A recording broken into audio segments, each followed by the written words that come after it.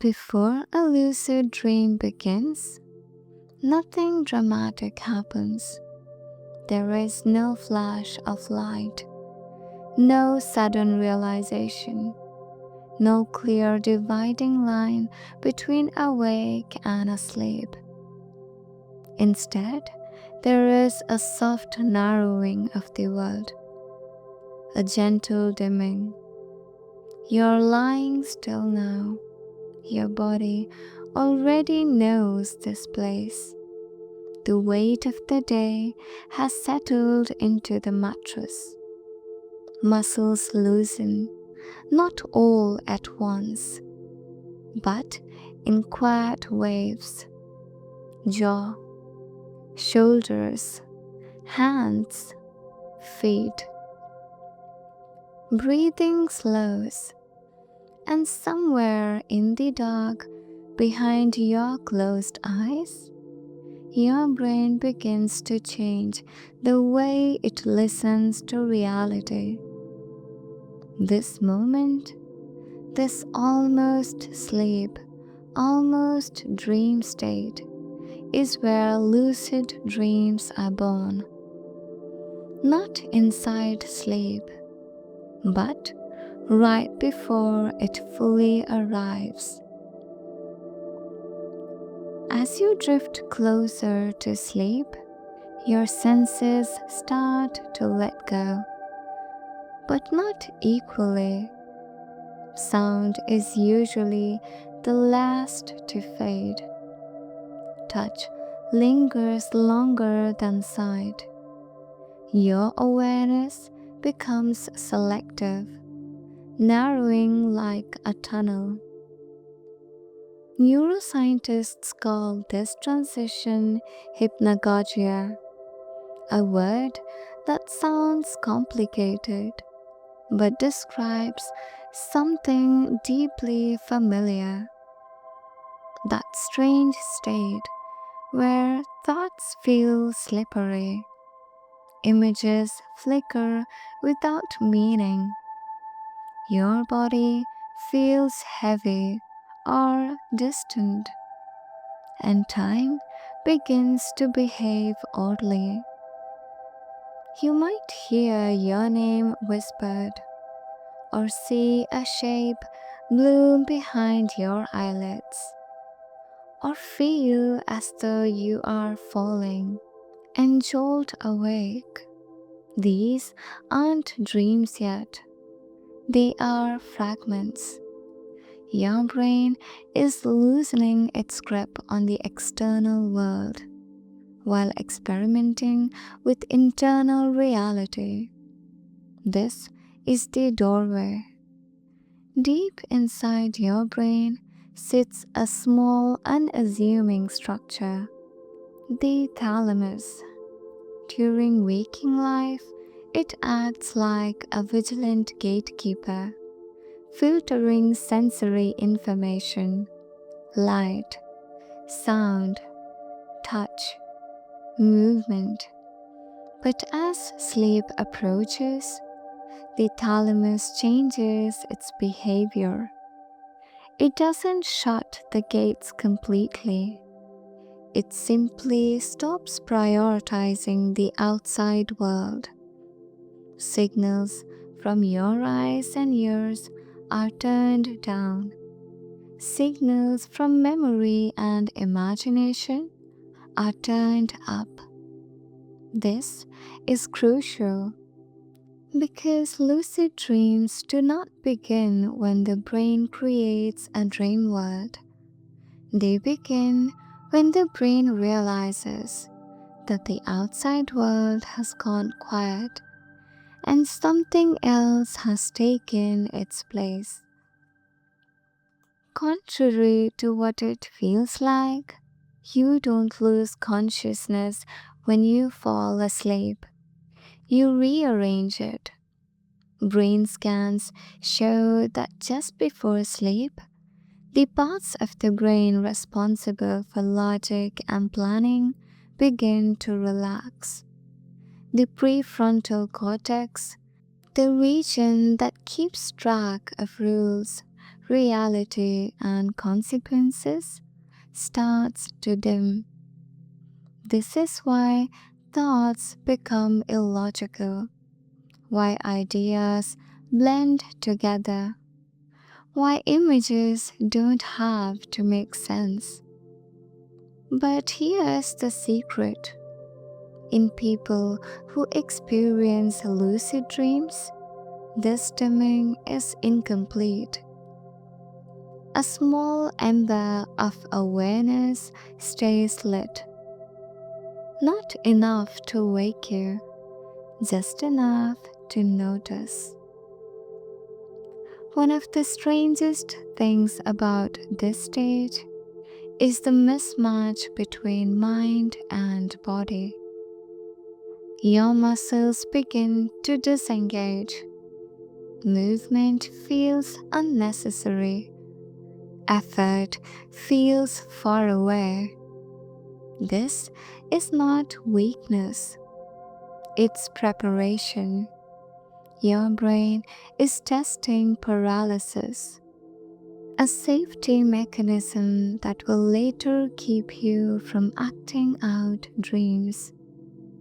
You may feel a heavy pressure on the chest, tingling in the limbs, the sensation of sinking or floating, or the sense that your body is dissolving into the bed. This is often the moment people panic and accidentally wake themselves.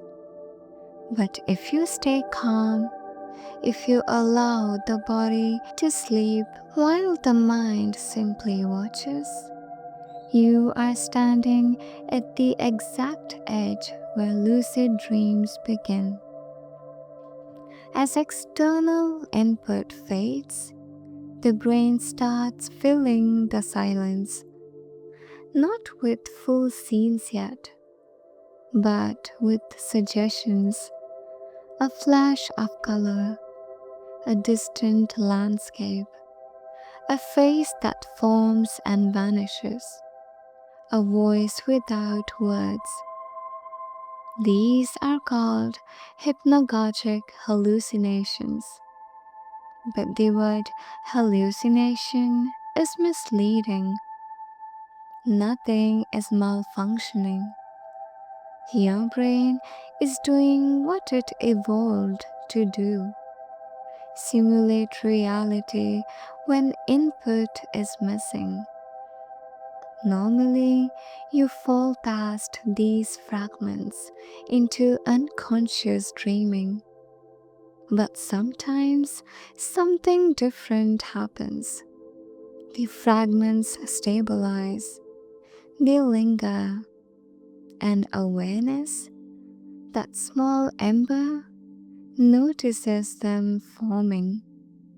This is the quiet beginning of lucidity. Most people think lucid dreaming begins inside the dream, but science suggests otherwise. Lucidity begins before the dream, in this fragile, fleeting transition where awareness balances between worlds. Miss this moment, and the brain takes you. Catch it gently, and you enter the dream, not as a passenger, but as a conscious presence.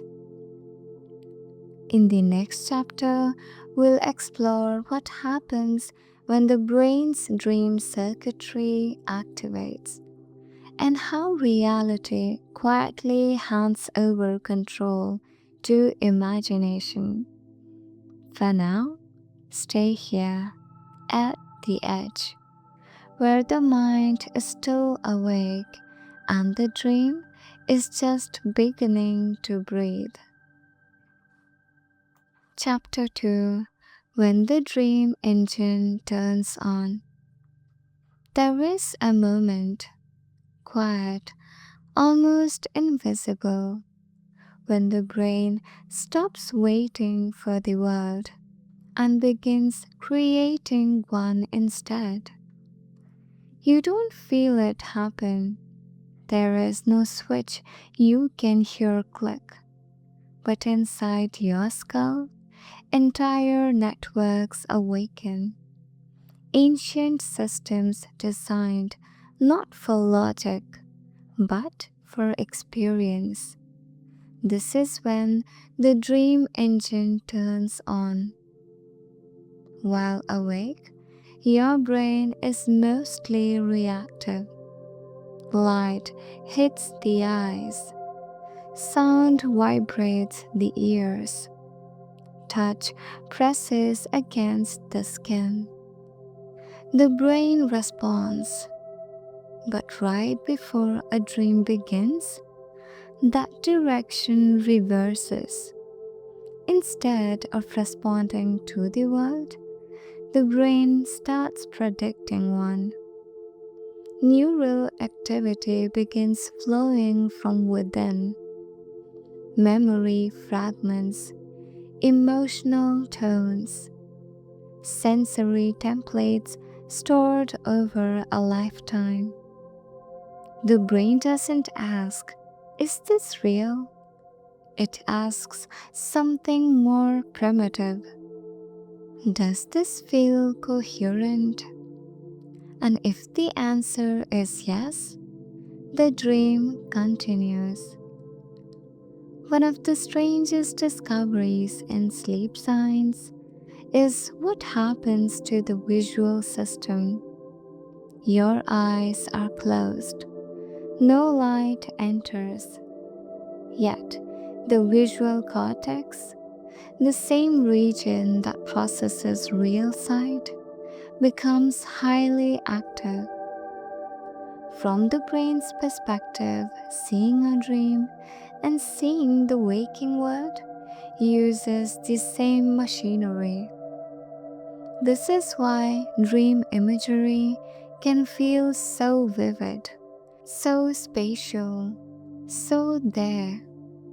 At first, the images are unstable. A face melts into a place, a room folds into a memory, edges blur.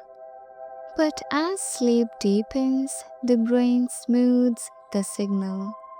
The dream world sharpens, as if awareness is still present. You don't just see the dream, you notice yourself seeing. That subtle self recognition is the seed of lucidity. Unlike waking life, dreams are not built from facts, they are built from feelings. Emotion processing regions become highly active right before REM sleep begins. Fear, curiosity, longing, joy. These emotions act like gravity wells, pulling memories and images toward them. A single feeling can summon an entire scene. This is why dreams feel meaningful, even if they make no sense. And it's why lucid dreams often begin with a strong emotional tone. Wonder, suspicion, excitement. That emotional clarity is often what wakes awareness. As the dream engine spins up, the hippocampus, the brain's organizer of time and sequence, begins to loosen its grip. Past, present, and imagined future bleed together. A childhood home appears with an adult version of yourself inside it. Someone you lost years ago stands as if no time has passed. This isn't confusion, it's a different operating system. In dreams, memory is not recalled, it is inhabited. And when awareness notices this distortion, when you sense that time feels wrong, lucidity often follows. In waking life, your brain constantly runs reality checks. Does this align with expectation? Does gravity behave correctly? Do objects stay consistent? During dreaming, that checking system relaxes. The prefrontal cortex, the skeptic, is mostly offline, but just before lucidity, it flickers, not fully awake, just curious. This flicker is delicate. Too much awareness and you wake up. Too little and you sink into unconscious dreaming. Lucid dreaming lives between these extremes, balanced on a narrow ridge. When people describe entering a lucid dream, they often say, I realized I was dreaming. But that realization is not a thought, it's a shift in relationship. The dream stops happening to you. You stop chasing the scene. Instead, you stand inside it with quiet recognition. Control doesn't come first, stability does. The dream must accept your awareness before it allows your intention. And that acceptance begins here. In the moment, the dream engine turns on while awareness stays gently lit. At this stage, the dream world is forming rapidly. Scenes knit themselves together, sensations synchronize, perspective stabilizes. You are no longer falling into sleep. You are being received by it. In the next chapter, we'll explore the exact instant when awareness crosses fully into the dream and why forcing it almost always fails. For now, let the dream build itself around you. Awareness does not need to act, it only needs to stay. Chapter 3: The Moment Awareness Crosses Over. There is a fragile instant where everything can collapse or stabilize. This is the crossing point, the moment when awareness decides whether it will dissolve into the dream or step inside it. Most lucid dreams are won or lost here. If you've ever tried to become lucid, you may recognize this pattern. You feel close, images sharpen, the dream feels right there, and then you wake up, or the scene fades, or your thoughts rush in too loudly, and the dream dissolves. This happens because the brain is extremely sensitive at this stage. Lucidity is not a switch you flip, it's a balance you maintain. Too much excitement activates waking circuits. Too much passivity lets awareness sink. The brain is deciding, is this state stable enough to continue? Right before awareness fully enters the dream, The brain performs one last quiet check, not a logical one, a sensory one. Do the signals align? Does the imagined body feels like it occupies space? Does vision move smoothly with attention? Do sounds come from consistent directions? If coherence holds, the dream deepens. If it fractures, the system resets and you wake. This is why calm attention matters more than effort. Lucid dreamers don't grab the dream, they allow it to hold them.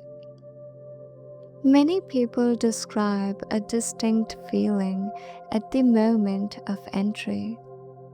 It might feel like falling forward into the scene, the world locking into place, a sudden sense of presence, or the feeling of standing up inside another body. Neurologically, this is when the brain's body mapping system switches from physical input to imagined input. Your sense of where you are is reassigned, not to the bed, but to the dream. And just like that, you are there.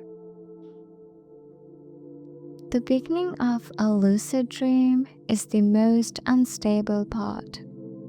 The dream world is new, awareness is bright. This is when people try to control everything and accidentally wake themselves. But control is not what the dream needs. It needs grounding. Experienced lucid dreamers instinctively look at their hands, touch the ground, listen to the ambient sounds, let the environment exist without changing it.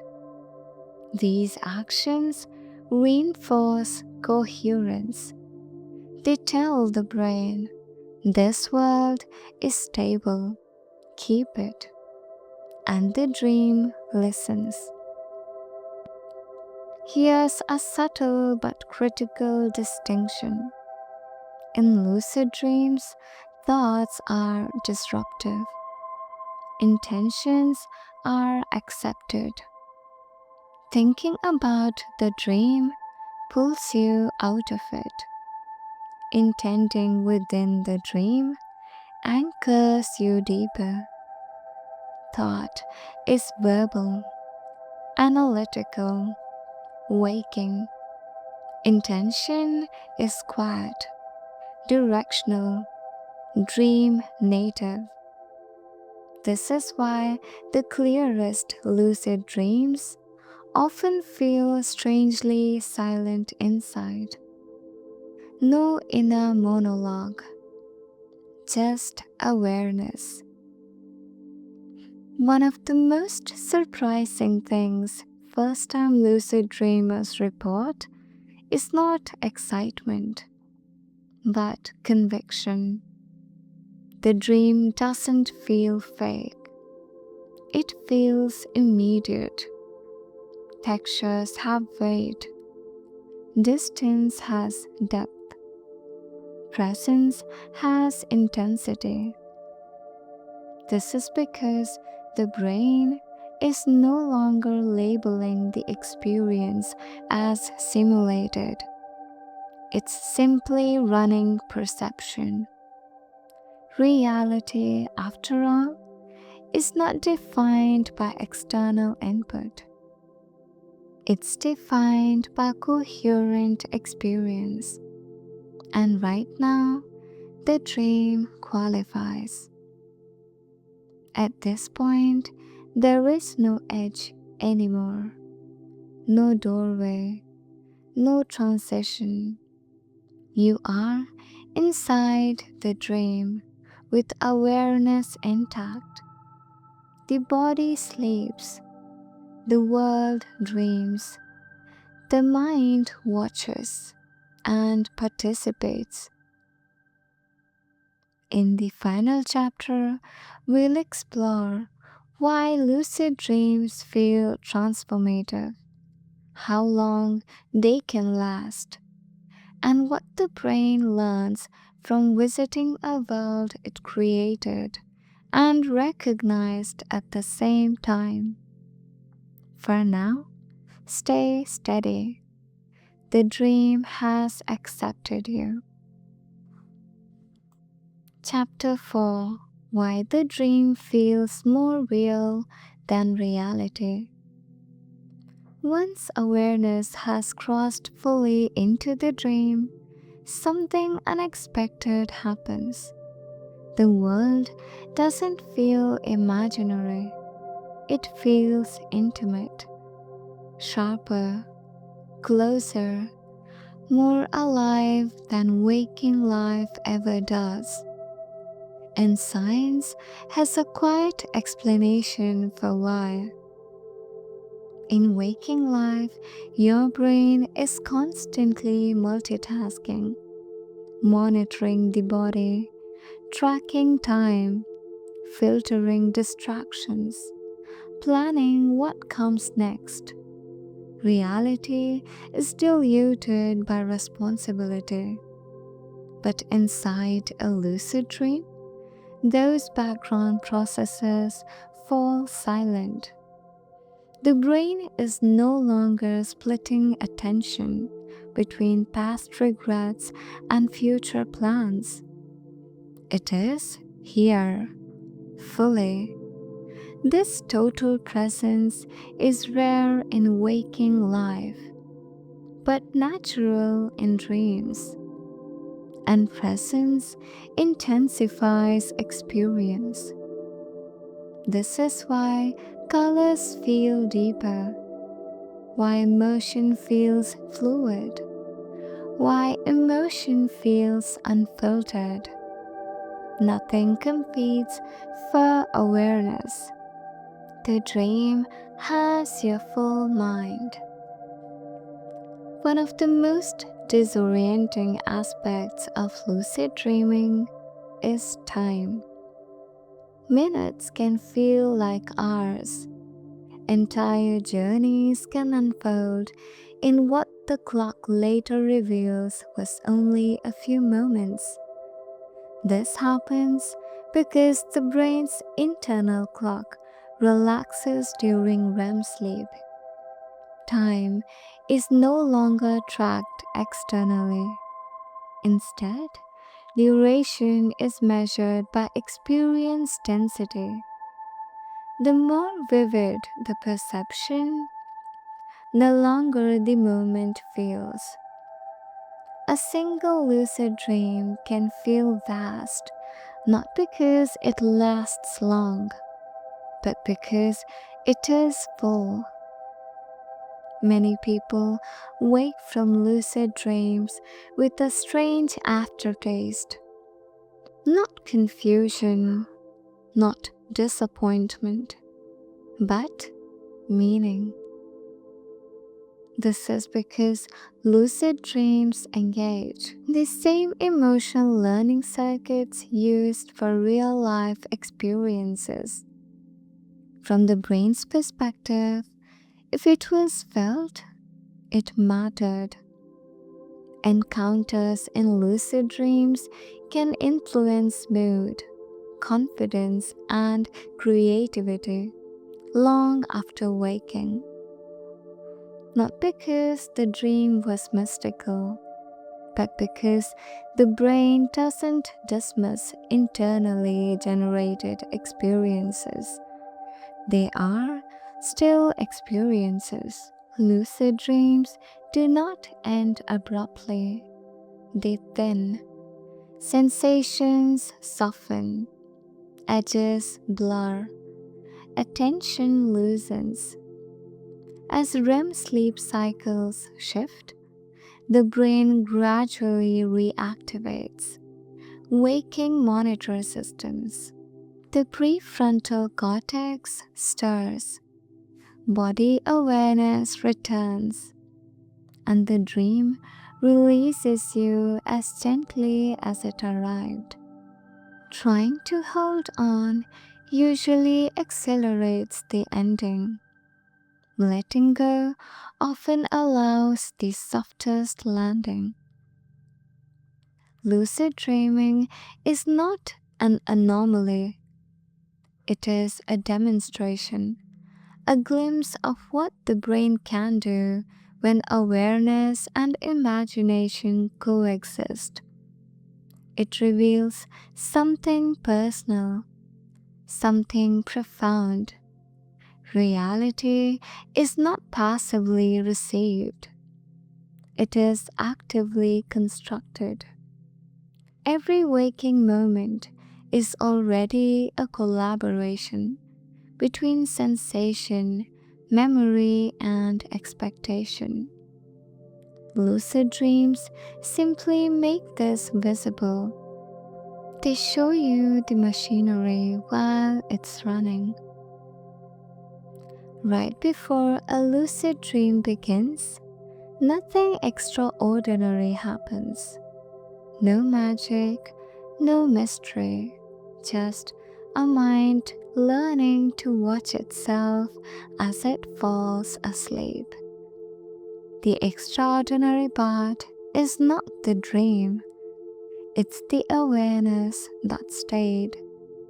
And tonight, whether you remember this journey or not, your brain will cross that threshold again every night, slipping gently from the world that presses on you into the one it creates just for you. Sleep well, and if awareness follows you there, let it. The dream already knows the way.